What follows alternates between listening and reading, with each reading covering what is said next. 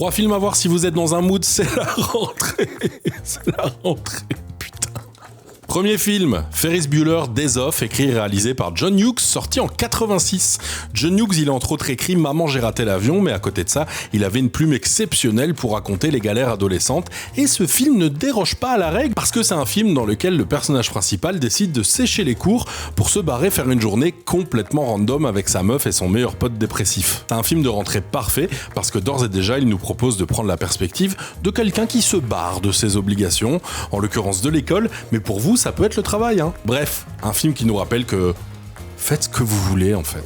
Deuxième film à voir pour la rentrée quand on se sent un peu Superbad, réalisé par Greg Mottola, sorti en 2007. Faut quand même pas oublier que quand ce film est sorti, la tagline sur le poster c'était « On veut du cul », à la fois irrespectueux pour le public et aussi pour l'œuvre dont on est en train de parler, parce que le film il est beaucoup plus subtil que ce que cette tagline laissait supposer. C'est l'histoire de 3 potes qui sont en terminale en dernière année de secondaire, ils sont mal dans leur peau, forcément, puisqu'ils ont 17 ans, jusque-là classique, et en fait c'est l'histoire d'une bromance surtout, une amitié très forte entre 2 gars, le tout entouré de personnages complètement loufoques. Pourquoi ce film, il faut le voir maintenant ? Parce que c'est un film qui donne envie d'avancer, qui promet un avenir meilleur, et ça on en a bien besoin. C'est un film très tendre, très sentimental, et puis c'est un film culte qu'il faut absolument avoir vu, enfin, selon moi. Alors puisque c'est la rentrée, autant commencer par faire ses devoirs, non ? Troisième film à voir absolument pour cette rentrée un peu... Booksmart, réalisé par Olivia Wilde, sorti en 2019, et c'est marrant parce que ce film, c'est un petit peu l'opposé du film dont on vient de parler.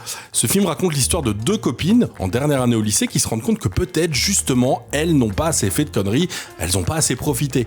Donc elles vont profiter de leur dernière nuit au lycée pour essayer de partir en freestyle total, je suis vieux. C'est un film qui est très fun, très drôle, l'actrice principale c'est la sœur de Jonah Hill, il y a Caitlin Dever aussi, qu'on a vu récemment dans The Last of Us saison 2. What life?